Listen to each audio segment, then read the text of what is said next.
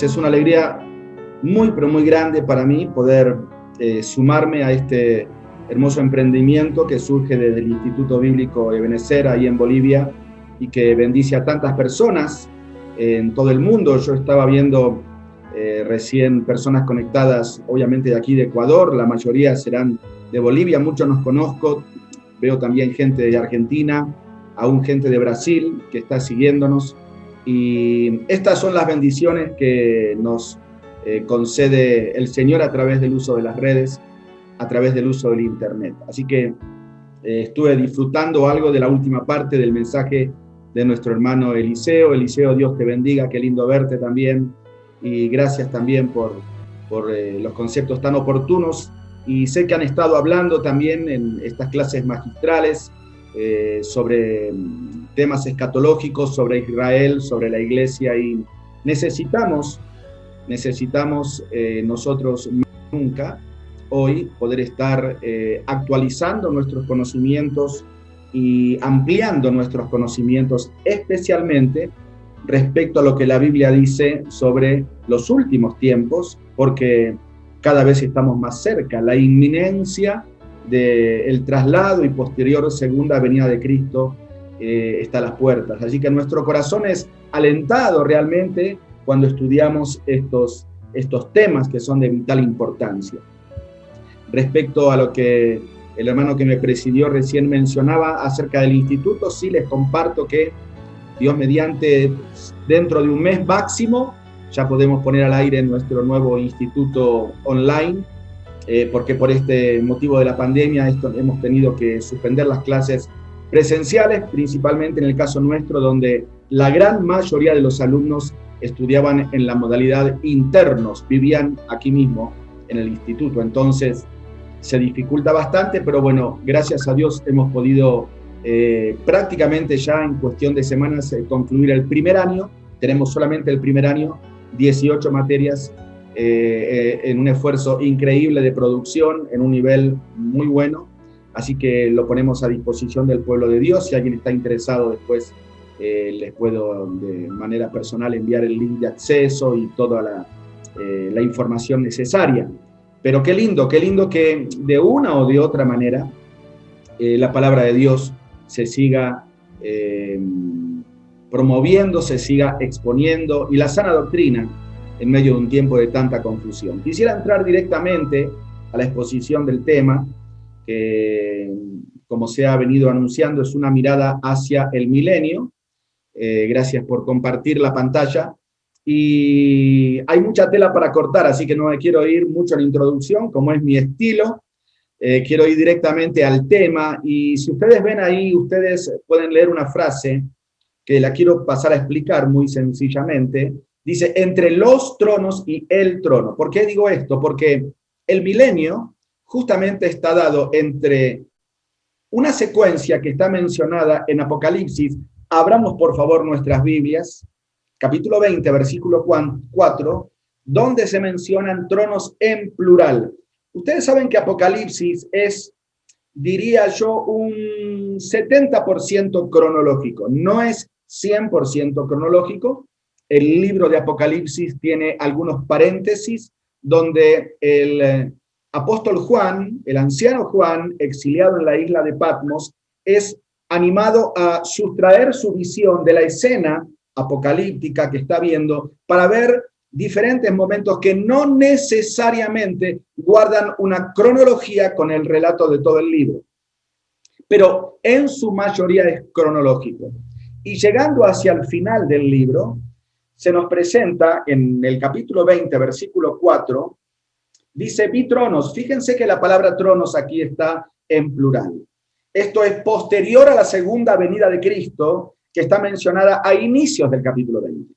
Me imagino que por los expositores anteriores, ustedes están algo familiarizados. No podemos dedicar tiempo a hacer un repaso de toda la línea escatológica, porque se nos irían muchos minutos valiosos, pero a grandes rasgos, estamos en el capítulo 20 de Apocalipsis, en la segunda venida de Cristo. Eso es lo que se relata en el versículo 1, 2 y 3. Cuando llegamos al versículo 4, Juan dice, vi tronos. Quiero mencionar esto porque muchos confunden este trono con el gran trono blanco, pero vamos a ver después que no lo es. Por eso es tan plural, porque se refiere a una serie de juicios que son necesarios, ahora vamos a verlo, y son previos, preliminares al inicio del milenio. Ahora, si sigues leyendo el relato del Apocalipsis, que ya está en su etapa final, quedan apenas menos de 2 capítulos, avanzamos hasta el mismo capítulo 20, versículo 11, donde ya el milenio pasó. No se pierdan, donde ya el milenio pasó, habla muy poquito del milenio Apocalipsis, pero lo menciona, y dice el versículo 11 del mismo capítulo 20, y vi un gran trono blanco. Y entendemos lo que es el gran trono blanco, aquel ajuste de cuenta final de Dios y su Hijo con todos los impíos para dejarlos convictos de las malas obras que han hecho impíamente y explicarles por qué merecen la condenación eterna. Ok, entonces, para decirlo de alguna manera, entre estos tronos posteriores a la segunda venida de Cristo, que son tronos de juicio, porque dice, vi tronos y se sentaron sobre ellos los que recibieron facultad de juzgar. ¿Sí ves? Y vi tronos y se sentaron sobre ellos los que recibieron facultad de juzgar. Y sí había almas frente al trono, pero no eran los que iban a estar juzgados. Eran los mártires de la tribulación. Dice, y vi las almas de los decapitados por causa del testimonio de Jesús y por la palabra de Dios, los que no habían adorado a la bestia ni a su imagen y que no recibieron la marca en sus frentes ni en sus manos y vivieron ellos, ¿sí? Y reinaron con Cristo 1000 años.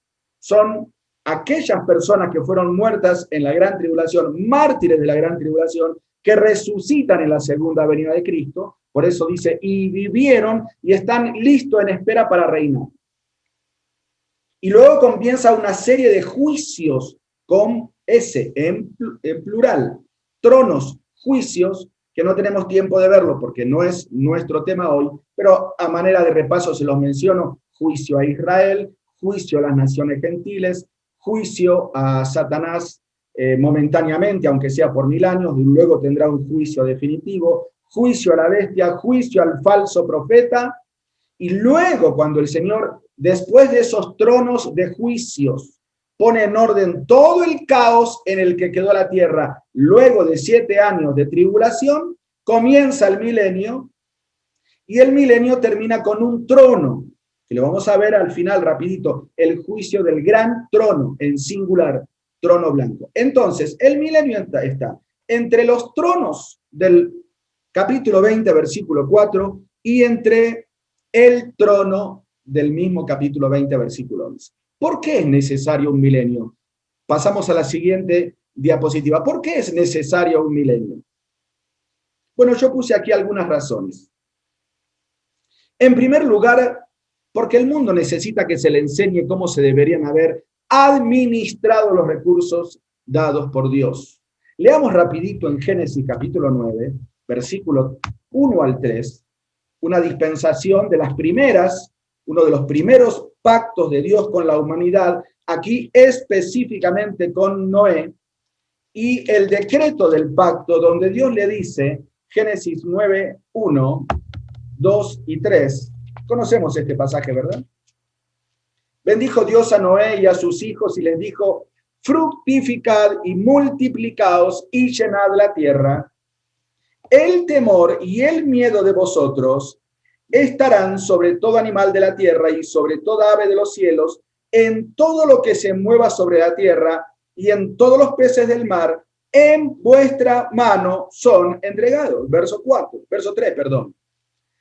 Todo lo que se mueve y vive os será para mantenimiento, así como las legumbres y las plantas verdes os lo he dado.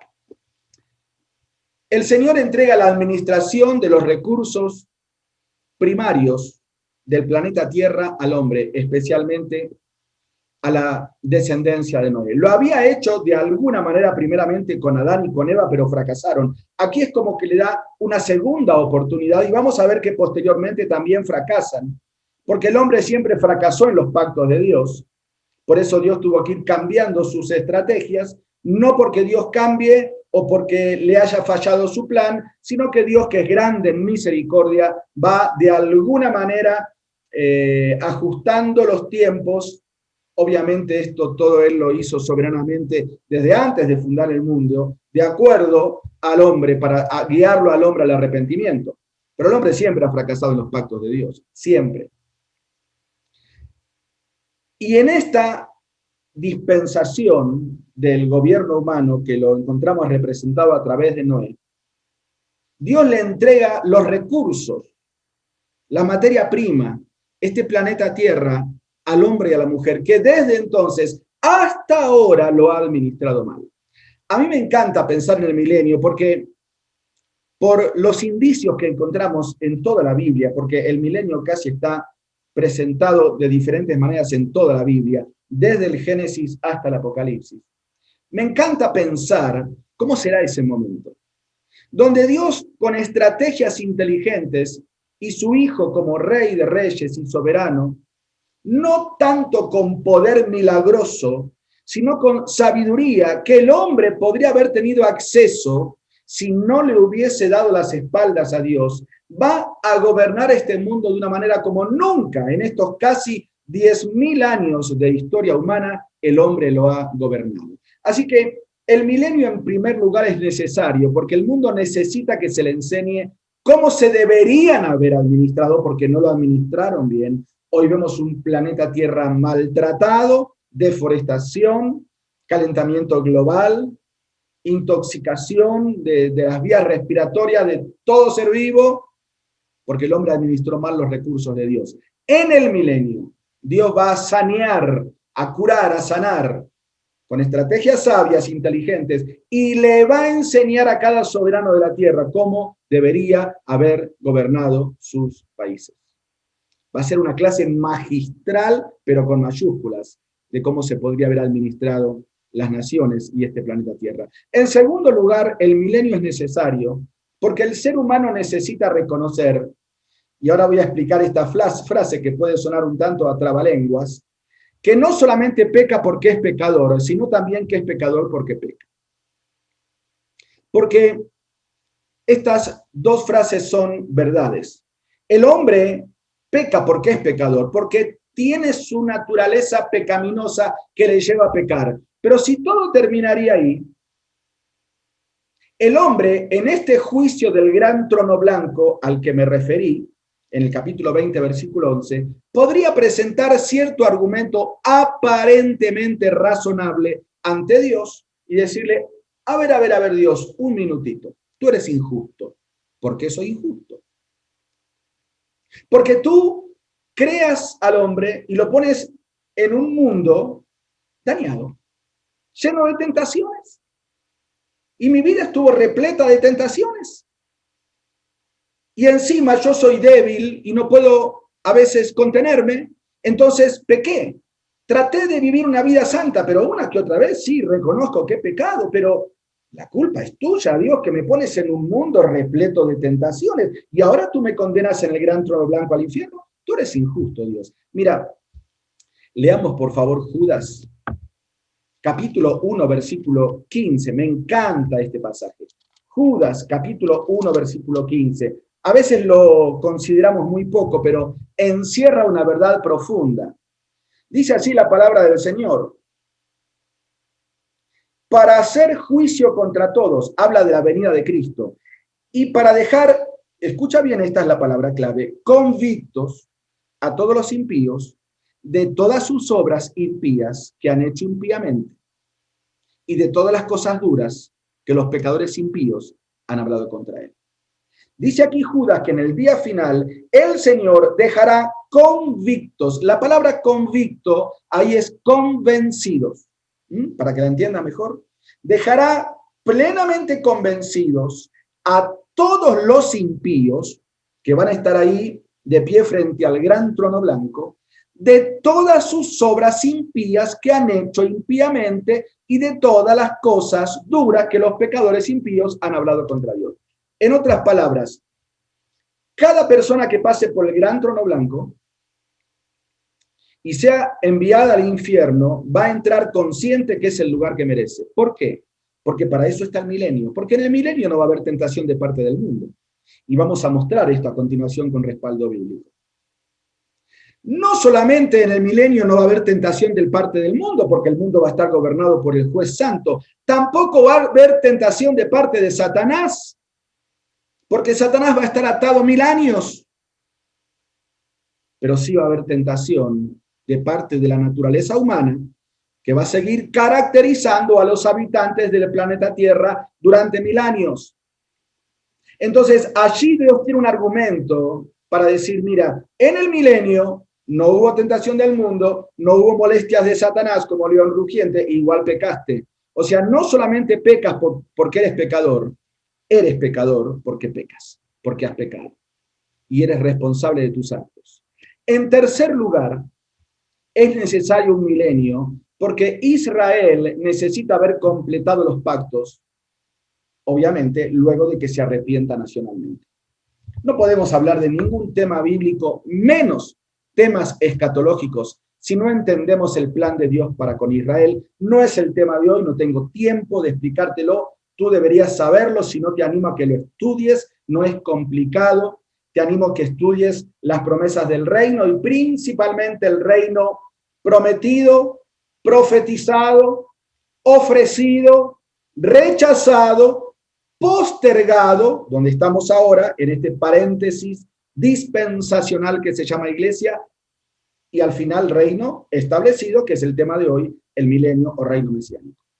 Israel necesita haber completado los pactos, que de alguna manera ya ha recibido parte de los beneficios, pero el combo completo lo verá en el milenio. Vamos a ver principalmente este último concepto en la diapositiva siguiente. Israel necesita haber completado los pactos. A manera de repaso te menciono 3 de los principales pactos y su implicación escatológica en el milenio. Primero, en el milenio y recién en el milenio los judíos heredarán la tierra. Tú dirás, pero ¿cómo, Pablo, si hoy los judíos están en su tierra? Sí, pero no están en toda la tierra prometida en el pacto abrámico. ¿Te acuerdas cuando Abraham se separó de Lot y se fue a un monte a orar? Dios le dijo a Abraham, alza tus ojos.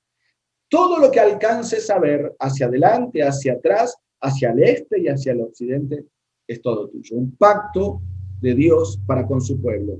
Nunca, escúchame bien, ni siquiera bajo el reinado de David y de Salomón, Israel tuvo todo el reino. Menos ahora, pero sí en el milenio. Así que se completa el pacto abrámico. En segundo lugar, tú lo tienes ahí en la pantalla, disfrutarán de un maravilloso reino. Y esto está en el pacto davídico.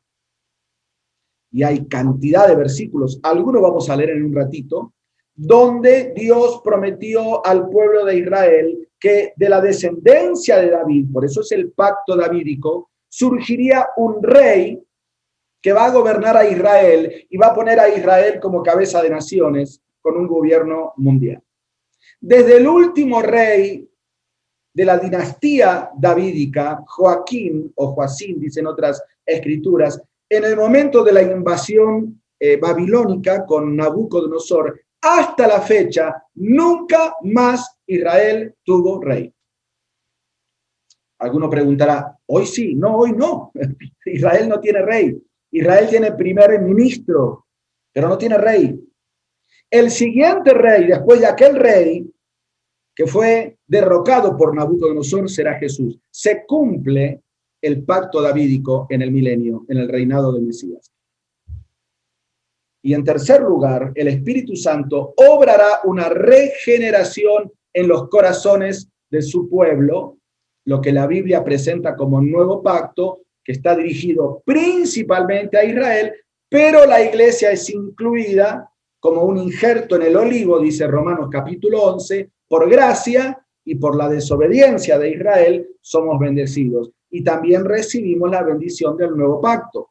Por eso el Señor Jesucristo, al instituir la cena, lo menciona Pablo en Corintios 11, dijo, esta es la sangre del nuevo pacto que por vosotros es derramada, y se refiere también a sus discípulos.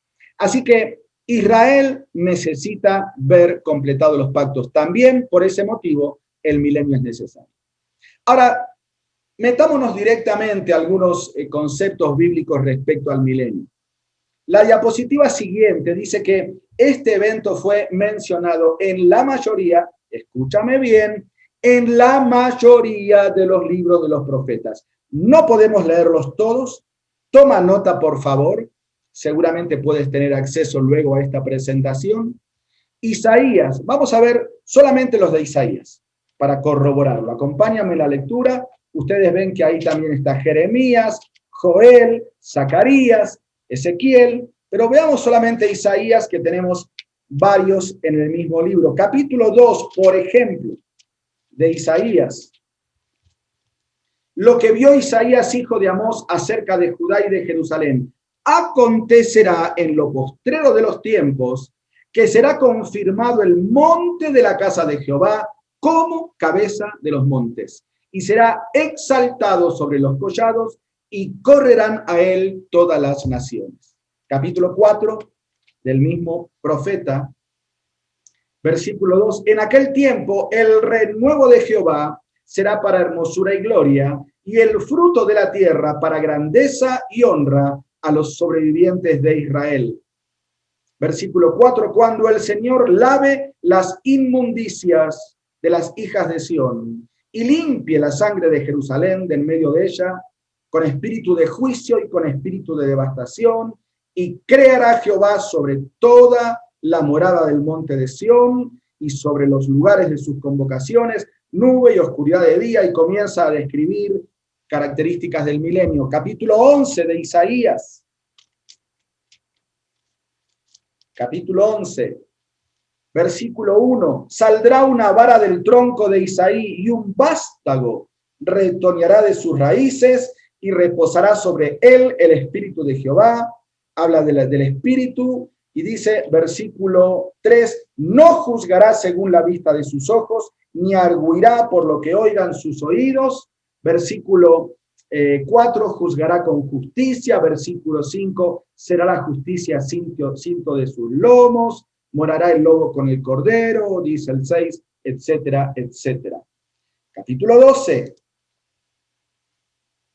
versículo 4, por ejemplo, y diréis en aquel día, cantad a Jehová, aclamad a su nombre, haced célebres en los pueblos sus obras, recordad su nombre que es engrandecido. Versículo 6, regocíjate y canta, oh moradora de Sión, porque grande es en medio de ti el Santo de Israel. Capítulo 25 de Isaías. Otro cántico, versículo 3, por esto te dará gloria el pueblo fuerte, te temerá la ciudad de gentes robustas, serás fortaleza al pobre, fortaleza al menesteroso. Versículo 6, y Jehová de los ejércitos hará en este monte a todos los pueblos banquete de manjares suculentos. Versículo 7, y destruirá en este monte la cubierta con que están cubiertos todos los pueblos, y el velo que envuelve a todas las naciones. Bueno, y puedes continuar leyendo todo el capítulo 25, casi todo el capítulo 35, y como te dije recién, cantidad de profetas mayores y menores mencionaron el evento del milenio. Algunas características del reino mesiánico en la siguiente diapositiva y con su cita bíblica. Esto ya entrando principalmente al diseño de este reino mesiánico que, como vimos, fue profetizado en el Antiguo Testamento y que tuvo un propósito por el cual debería estar ubicado en el lugar de la línea escatológica en la que está ubicado. Bueno, obviamente la principal, por eso la puse en primer lugar, es la paz mundial. Claro, hoy, viendo nuestro mundo y las guerras y las guerrillas y las sublevaciones y los complots y las revueltas y los paros que caracterizan la sociedad humana en los últimos 80 años, decimos, ¿paz mundial? Sí. Isaías, lo leímos recién, tú recuerdas, capítulo 2, versículo 3 al 5, habla de que habrá paz mundial. El Señor lo va a lograr, cosas que el hombre no puede lograr porque firma tratados de paz y los borra con el codo. Gozo, Sofonías, capítulo 3, versos 14 y 17, dice que será un reinado de gozo, claro, porque donde hay paz viene el gozo, donde no hay paz no se puede tener gozo. Es consecuencia de lo anterior. Santidad. Sí, lo mencioné en la introducción. El Señor Jesucristo, el Rey de Reyes y Señor de Señores, el soberano de los reyes de la tierra, realizará un gobierno justo y santo, donde la santidad, lo hemos leído, será el cetro de su brazo y de su mano derecha. Justicia. Dice Isaías capítulo 9, versículo 7, como decíamos recién, paz mundial, justicia. Hoy la injusticia es el pan nuestro de cada día. En los foros legales, en las mesas gubernamentales, en los decretos y leyes que se aprueban, increíblemente decimos, ¿dónde quedó la justicia? ¿En qué momento de la historia hemos cedido el concepto de justicia a través del concepto de que todo es relativo? Si te gusta, hazlo. Tienes tu derecho, te respetamos, no discrimines. La justicia ha quedado de lado. En ese reinado, la justicia, dice Isaías 9:7, será la característica. Pleno conocimiento, la tierra será llena del conocimiento de la gloria del Señor, dice Habacuc 2:14.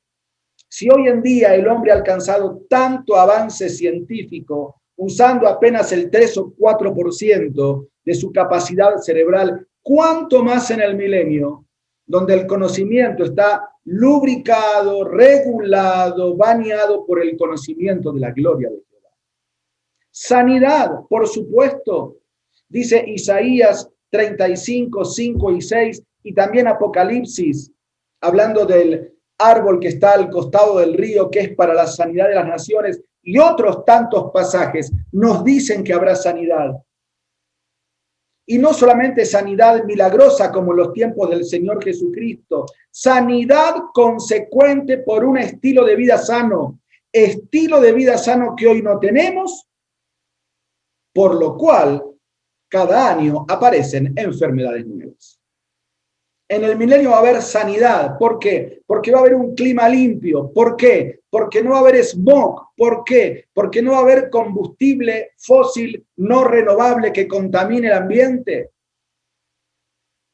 En el milenio va a haber comida sana, no va a haber transgénicos, ni colorantes, ni preservantes, ni endulzantes, ni saborizantes. Y va a haber cierto tipo de medicina homeopática, porque de la misma naturaleza Dios proveyó lo necesario para el cuerpo humano. Va a haber sanidad, dice el profeta Isaías. En la siguiente diapositiva hay más características. Dice que va a haber prosperidad económica. Puedes leerlo, no tenemos tiempo de ir cita por cita, pero toma nota, por favor. Amós, capítulo 13, versos 9 al 15. Por supuesto, al haber justicia, paz y trabajo, hay prosperidad económica. Al no haber la corrupción ni la tentación de gastar el dinero en vicios, en apuestas, en lugares inmorales, el dinero va a rendirle al hombre de la casa, al padre de familia. Padres de familia que hoy cambian la leche de sus bebés por el vino en los tragos con sus compañeros. No va a pasar eso en el milenio. Sí, va a haber prosperidad económica. Qué tristeza que ciertas sectas hoy en día utilizan muchos de estos pasajes donde se habla de sanidad, de que somos cabeza y no cola, de prosperidad económica, etcétera, etcétera, aplicados para el milenio y los ponen como reclamo de derecho para la iglesia y anuncian su falso evangelio de la prosperidad. Grosso error hermenéutico. Dice Isaías que no solamente la vida social del ser humano, aún la naturaleza va a ser saneada. Los animales feroces no tendrán más esa ferocidad. Dice que pasará el lobo junto al cordero. y que el niño de pecho podrá tomar una serpiente venenosa en sus manos y no le hará daño. Habrá mayor luz. Isaías 30:26 dice que va a haber mayor luz, va a haber un clima especial, va a haber una iluminación especial. Ezequiel 36:26 al 27 dice que habrá plenitud de espíritu. Y dice Ezequiel también 47:1 al 12, que aún desastres ecológicos serán saneados, como por ejemplo la curación del agua del Mar Muerto y otros tantos desastres ecológicos. Así que es emocionante pensar en las características de este reino milenial. Pero si tenemos que buscar una característica principal, y esto es lo que está en la siguiente diapositiva, es que Jesucristo será el soberano de los reyes de la tierra. Y este es un título que se aplica, por favor, acompáñenme, en el primer capítulo de Apocalipsis, versículo 5. Y es perfectamente aplicable para nuestro tema hoy. Dice, y de Jesucristo, el testigo fiel, el primogénito de los muertos y el soberano de los reyes de la tierra, al que nos amó y nos lavó de nuestros pecados con su sangre y nos hizo reyes y sacerdotes para Dios, su Padre. A él sea gloria e imperio por los siglos de los siglos. Amén. Por supuesto, él tiene derecho legal a esa posición. Eso lo puedes ver en Lucas capítulo 1, versículo 29 al 33. Él tiene el derecho legal a esa posición, porque ha sido descendiente directo de David y porque es en quien concuerdan y se culminan y se completan todos los pactos. Ahora, entrando un poquito ya, porque muchos dicen, bueno, pero ¿cuál es mi parte en el milenio? Bueno, vamos a ir entrando de a poco, pero a manera de introducción te digo que Jesús no va a gobernar solo. Nunca fue el estilo de Jesús, ni en su segunda venida lo será, ni lo fue en la primera, hacer las cosas solo. Él siempre nos enseñó la importancia de incluir a los demás en nuestros proyectos y de delegar. Cuando alimentó a los 5.000 o 4.000, que fueron más de 10.000, mandó a la gente a recostar, mandó a los discípulos a ver si había algún muchacho que tenga algo para comer, mandó a los discípulos a repartir canastas y los involucró en su labor. Cuando preparó el aposento alto, mandó a los discípulos para que preparen el lugar. Cuando resucitó a Lázaro, dijo, desatadle y dadle de comer. ¿No podría haberlo hecho que resucite ya desatado? Claro que sí, pero él siempre quiso incluir a los suyos en sus proyectos. En el milenio, él no va a gobernar solo. Ese nunca fue su estilo.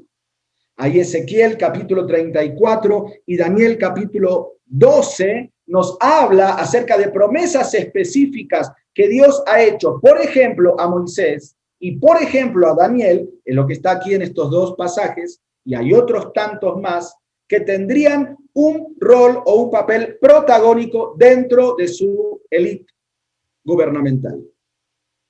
Apocalipsis capítulo 4, tú recordarás que presenta 24 ancianos en 24 tronos, mostrándonos que él va a involucrar a Israel, representado en las 12 tribus, y a la iglesia, representada en 12 apóstoles, 24 en total, también como parte de su junta administrativa.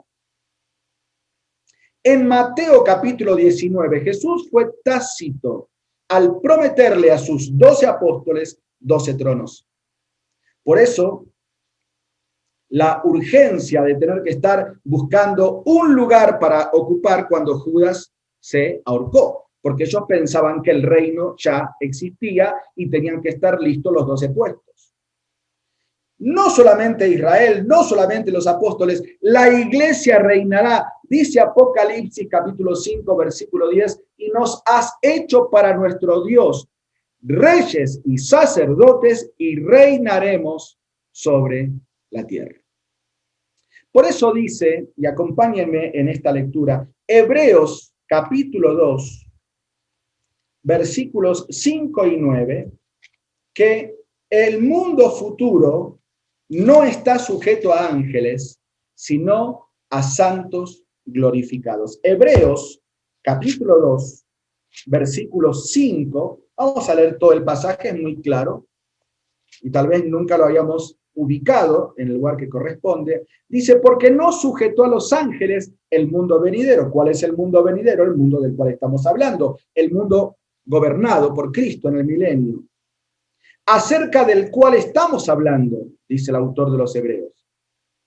Pero alguien testificó en cierto lugar diciendo que es el hombre para que te acuerdes de él, o el hijo del hombre para que lo visites. Lo hiciste o le hiciste un poco menor que los ángeles, le coronaste de gloria y de honra y le pusiste sobre las obras de tus manos, todo lo sujetaste bajo sus pies. Porque en cuanto le sujetó todas las cosas, nada dejó que no sea sujeto a él, pero todavía no vemos que todas las cosas le sean sujetas, obviamente, pero vemos a aquel que fue hecho un poco menor que los ángeles, a Jesús, hoy coronado de gloria y de honra, a causa del padecimiento de la muerte, para que por la gracia de Dios gustase la muerte por todos. Así que es claro aquí el texto respecto a que este mundo futuro del que estamos hablando no estará sujeto a ángeles.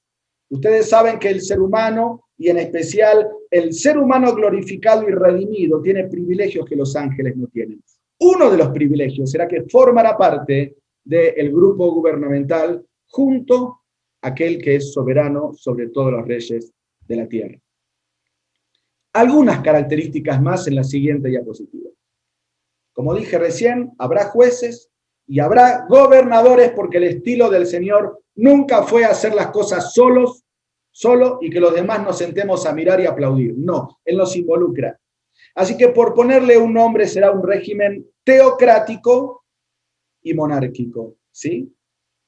La ley, bueno, eso creo que lo sabes, es la ley del monte, del sermón del monte, expuesta en Mateo capítulo 5, 6 y 7. Después podrás leerlo.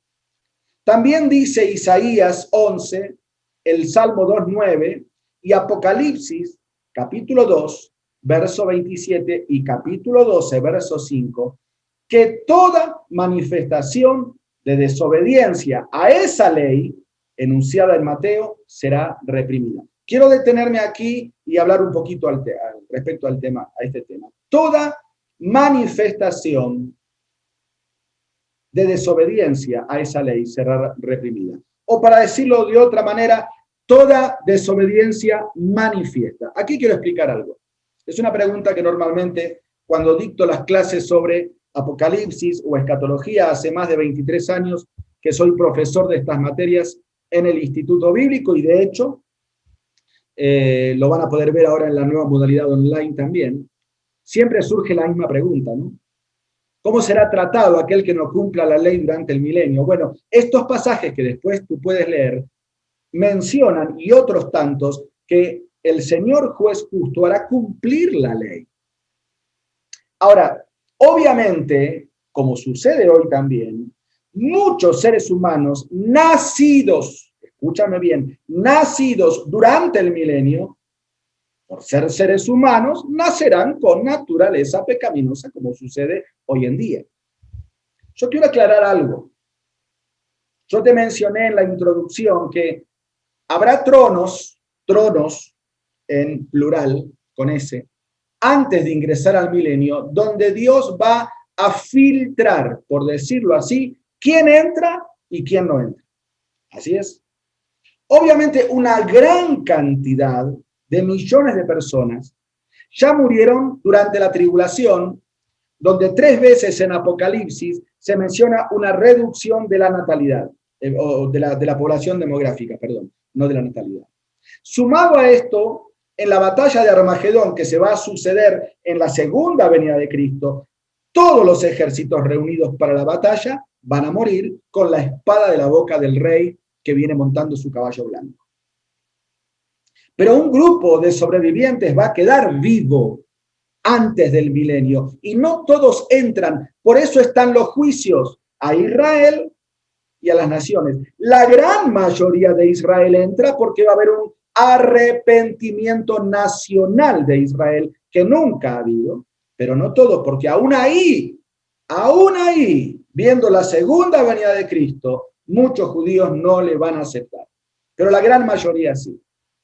Y de los no judíos que hayan sobrevivido de la gran tribulación y hayan sobrevivido de la batalla de Armagedón, algunos entrarán y otros no.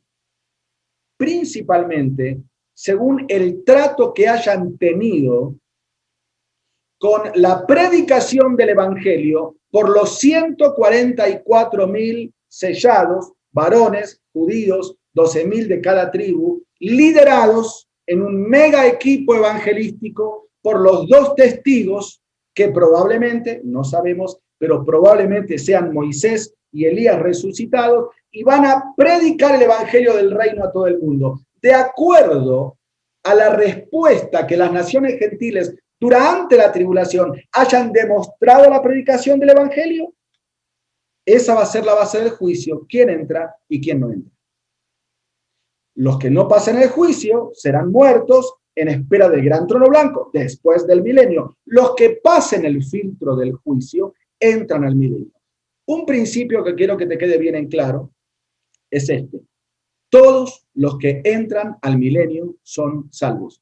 Obviamente me estoy refiriendo a todos los seres humanos, con cuerpos no glorificados, ¿sí me entienden? Porque aparte también entra el Israel resucitado con cuerpo glorificado, la iglesia resucitada y transformada que ya vino de las bodas del Cordero y del tribunal de Cristo y bajó con Cristo en la segunda venida. Algo de esto le preguntaban recién al hermano Eliseo. Pero de la raza humana viva, todos los que entren al milenio serán salvos. Pero en el milenio habrá nacimientos, por supuesto, si la tierra se tiene que volver a poblar. Y esas personas que nazcan de padres salvos, no nacerán salvos, porque no se es salvo por nacer en una familia salva. Eso lo tenemos bien en claro. Porque si yo soy hijo de Dios, porque mi papá es hijo de Dios, entonces yo no soy hijo de Dios, soy nieto. Y Dios no tiene nietos. Y en el milenio, las personas que nazcan con su naturaleza pecaminosa tendrán que decidir sujetarse a la ley del reino y obedecer la ley o no. Si quieres ser rebelde en tu corazón y aún en rebeldía obedeces la ley, como pasa hoy en día muchas veces, que aún nosotros tenemos que obedecer leyes que no nos gusta, que nos causa rebeldía, pero bueno, hay que sujetarse porque es la ley.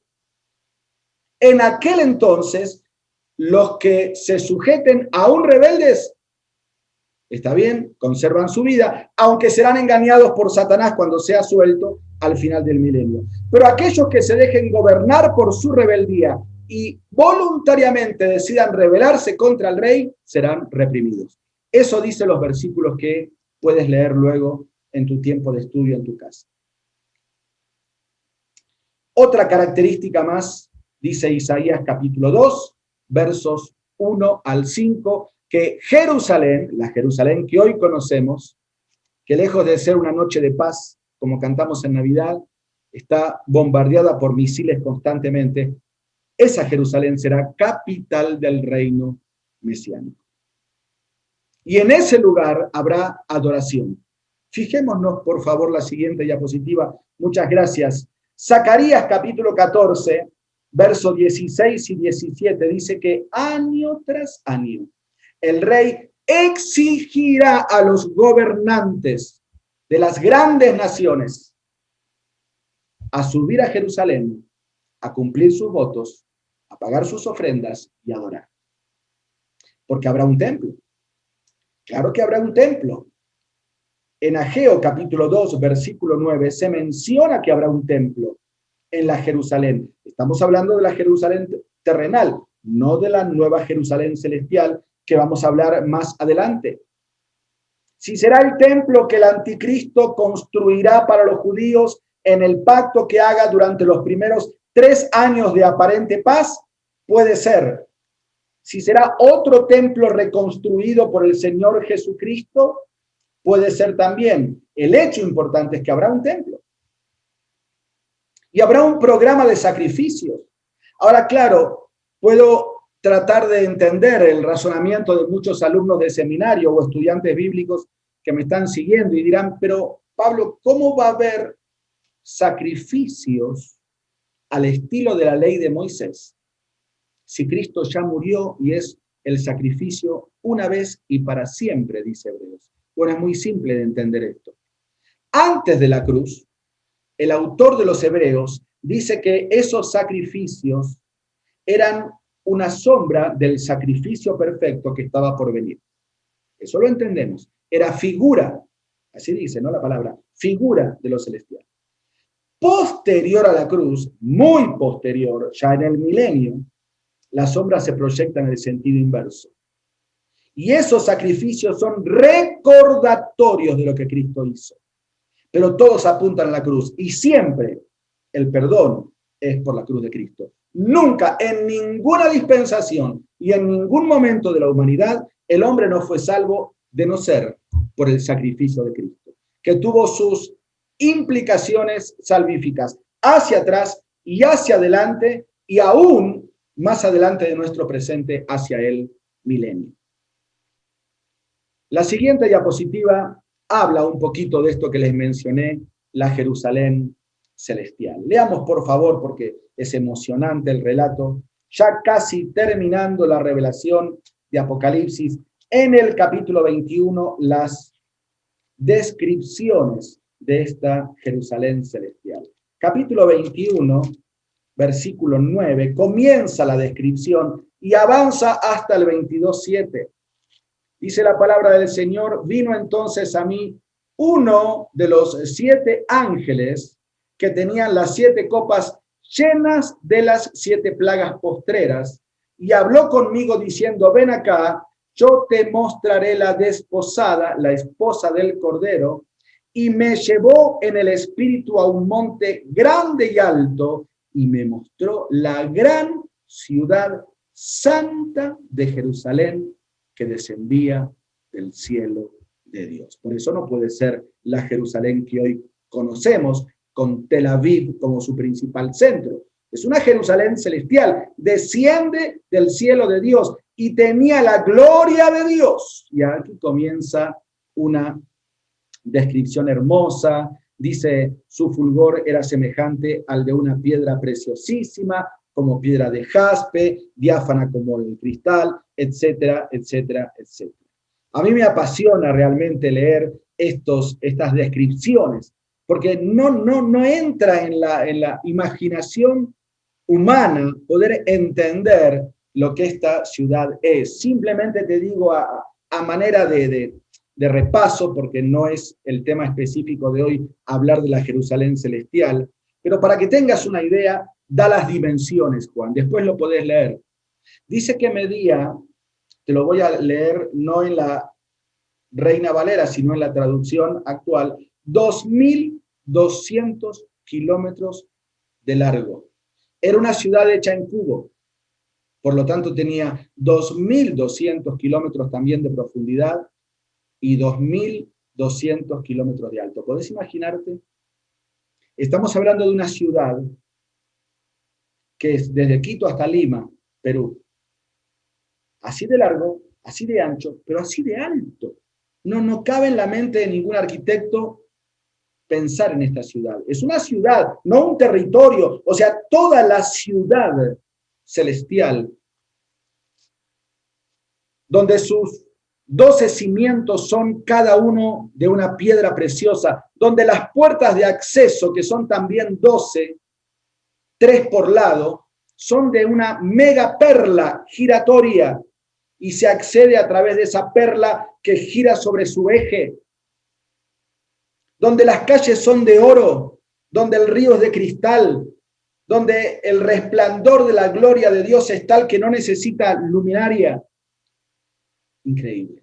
Y Juan la ve descender. Ahora, respecto a esta descripción, que después la puedes leer completa, desde el 21:9 va hasta el capítulo siguiente, 22:7, hay 3 posiciones. Porque claro, se menciona, por ejemplo, de que las naciones andarán a la luz de ella, de que allí no entrará nada inmundo, etcétera, etcétera, etcétera. Entonces, en casi la mayoría de los comentarios escatológicos hay discordancia respecto a cómo ubicar cronológicamente esta ciudad descrita en estos pasajes. Hay tres posiciones, yo voy a dar la mía, creo que es la más clara y la que menos violencia hace al resto de la escatología o de la hermenéutica bíblica. La primera posición dice que está describiendo a la ciudad, siempre hablando de la Jerusalén celestial, no la terrenal, que lo mencionamos antes, la celestial. Será la ciudad celestial durante el milenio. ¿Sí? Porque como Juan dice que la ve descender, es muy probable que sea una ciudad que durante el milenio exista como ciudad satelital. ¿Sí? ¿Por qué no? No es nada loco pensar en esto. Otra posición dice que describe a la Jerusalén celestial en el estado eterno, luego de que pase el milenio, que pase el gran trono blanco, que sean purificados los cielos y la tierra, que sean todos enviados al abismo, y recién ahí describe la Jerusalén celestial este pasaje que recién leímos, aunque sean los primeros versículos. Pero la tercera posición, que es la que a mí más me convence, es la que suma ambas posiciones anteriores. Lo que está describiendo aquí es a la Jerusalén celestial como ciudad satelital suspendida sobre la tierra durante el milenio y que posteriormente es descendida y posada en la tierra nueva posterior al milenio como morada final de los santos. Nosotros leemos, podemos leerlo otra vez, 29:10, dice, descendía del cielo de Dios. ¿Sí? Descendía del cielo de Dios. Ahora, si es así, que esta Jerusalén celestial va a estar presente durante el milenio y presente obviamente también hacia el final del milenio como la morada eterna, ¿quiénes son los que la van a ocupar? Hay un versículo que te lo describe perfectamente. Acompáñame a Hebreos capítulo 12 y mira cómo encaja perfecto este pasaje con todo lo que venimos diciendo. Hebreos capítulo 12, versos 22 al 24. Y toma lista, por favor, porque aquí te da un listado bien claro de quiénes van a habitar esa ciudad, la Jerusalén celestial. Hebreos capítulo 12, versículo 22 dice, os habéis acercado al monte de Sión, a la ciudad del Dios vivo. Y aquí está, no hay cómo equivocarse. Jerusalén, la celestial. ¿Y quiénes están ahí? Bueno, obviamente, en primer lugar, millares de ángeles. Los ángeles que siempre han estado al lado de Dios desde antes de crear el mundo y que alababan y glorificaban a Dios cuando veían la creación de este universo y que siempre le acompañaron y le siguen acompañando, por supuesto que van a estar allí. Pero no solamente los ángeles. Versículo 23. También la congregación de los primogénitos que están inscritos en los cielos. No podemos equivocarnos con esto. ¿Quiénes son los que estamos inscritos en los cielos? Nosotros, querido hermano, hermana, todos los salvos desde Pentecostés hasta el arrebatamiento. Los que conformamos la iglesia de Dios. ¿Quién más va a estar?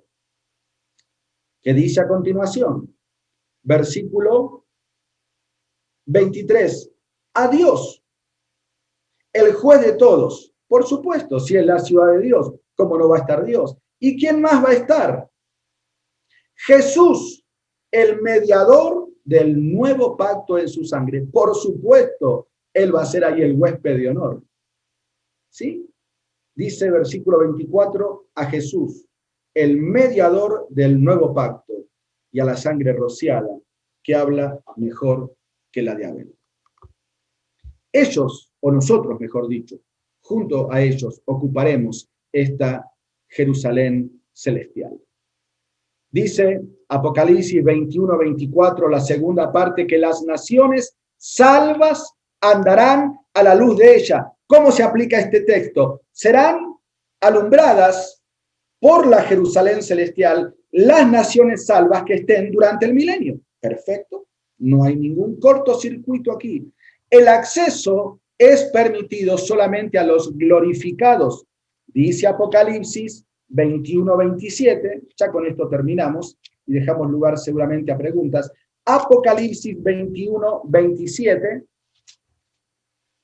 dice, no entrará en ella ninguna cosa inmunda o que hace abominación y mentira, sino solamente los que están inscritos en el libro de la vida del Cordero.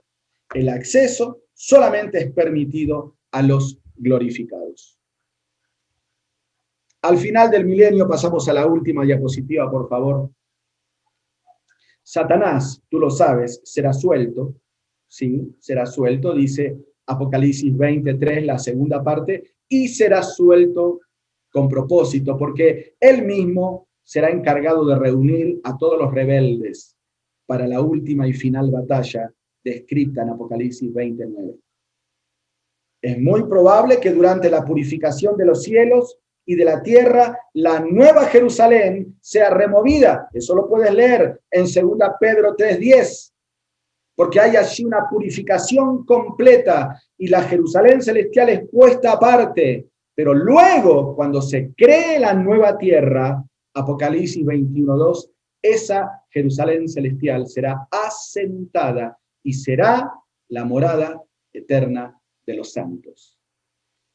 Si tú quieres hablar con propiedad, ¿cuál será el destino eterno de aquellos que mueren en Cristo? A veces decimos, nos vamos para el cielo. Bueno, está bien decirlo, pero para hablar con más propiedad, nuestra morada eterna será en la Jerusalén celestial, en tierra nueva y con cielos nuevos. Y allí disfrutaremos para siempre una eternidad gloriosa de servicio, de alabanza y de adoración al Cordero que fue inmolado y que vive para siempre. Les he intentado hacer un pequeño resumen. El tema del milenio es un tema súper vasto en todas las escrituras, pero he presentado ante ustedes lo más topical, lo más importante, y espero haber sido claro y haber abierto un poquito tu sentido de investigación para poder seguir ahondando más en este tema tan, pero tan apasionante. Hasta aquí la exposición y gracias por la atención. Muchas gracias, que Dios les bendiga.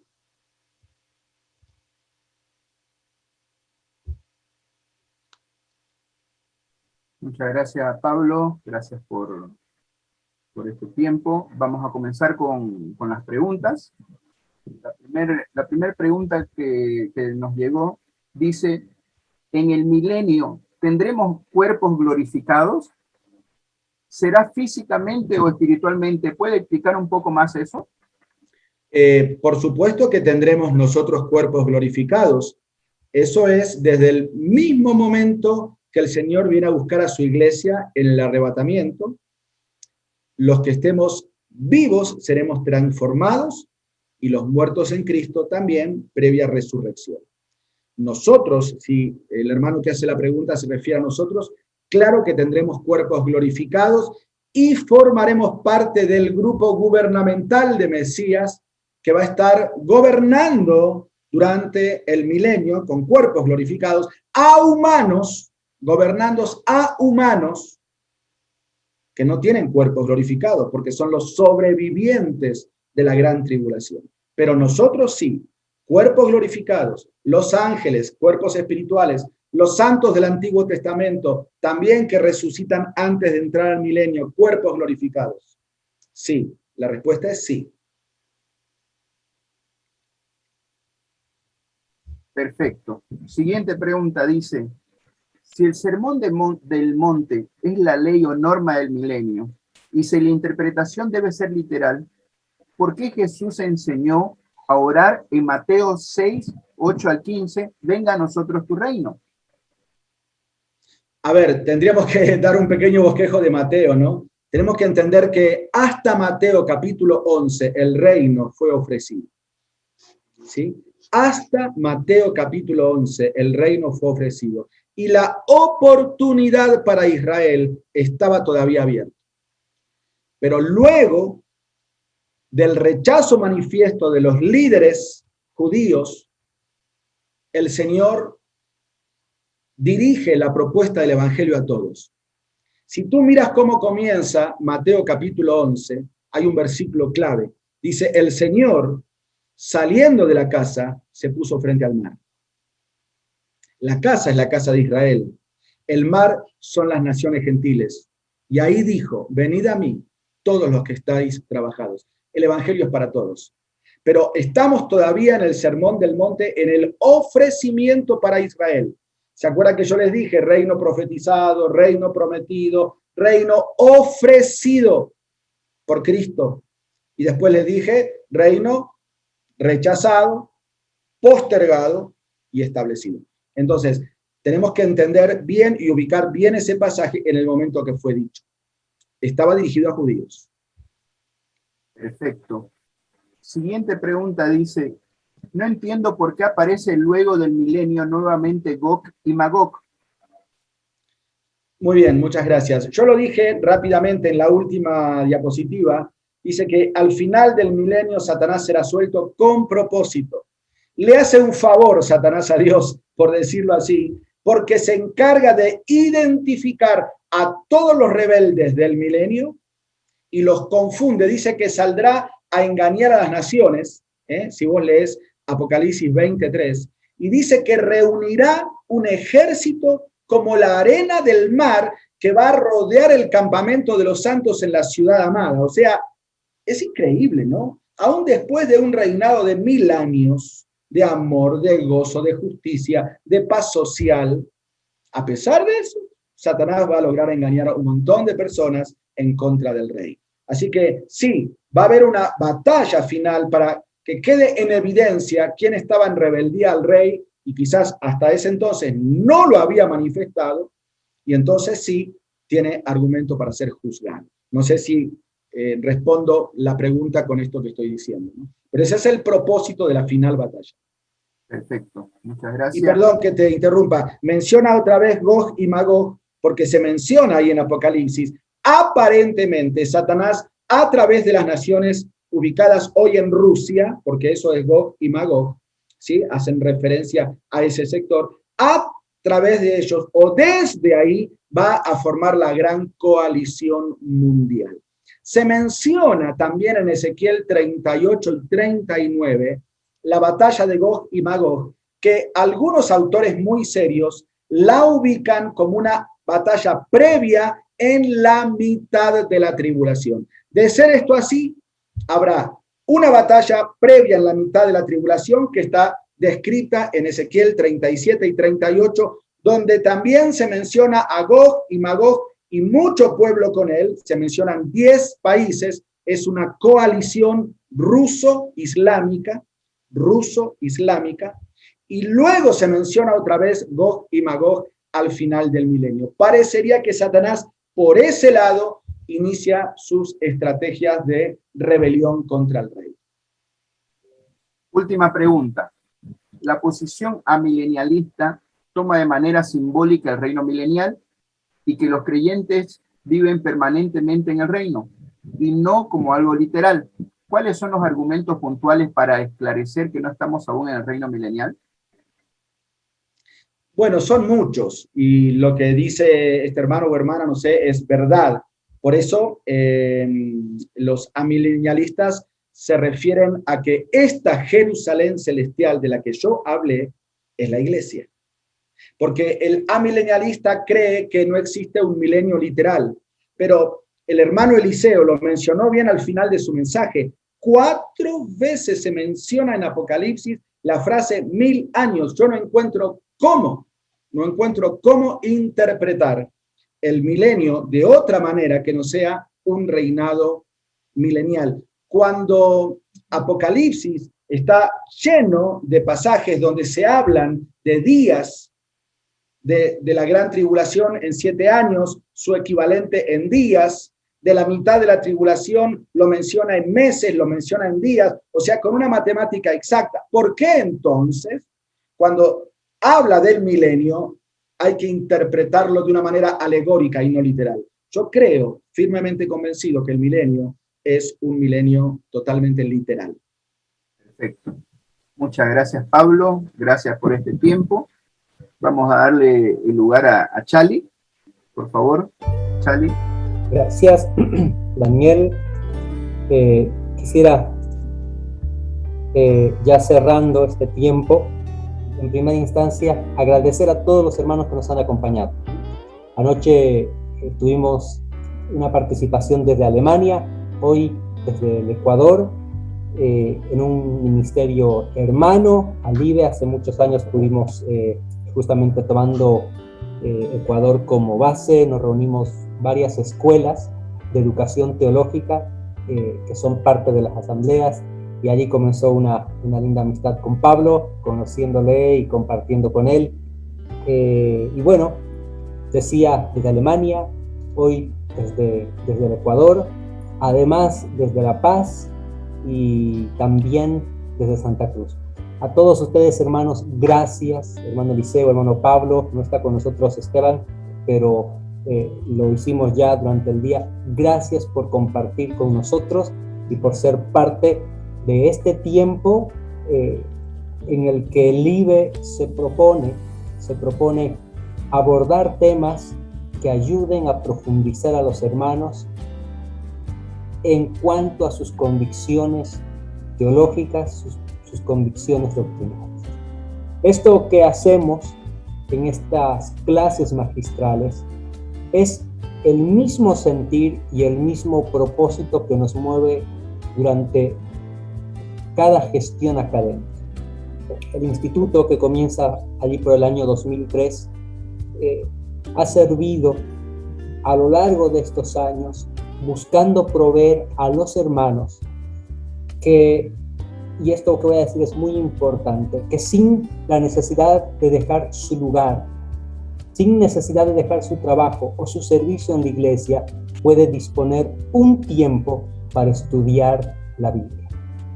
Y un tiempo que dedique a estudiar la Biblia, pero que además posee consistencia, con un programa académico elaborado para que el estudiante no solamente conozca todo el contenido de su Biblia.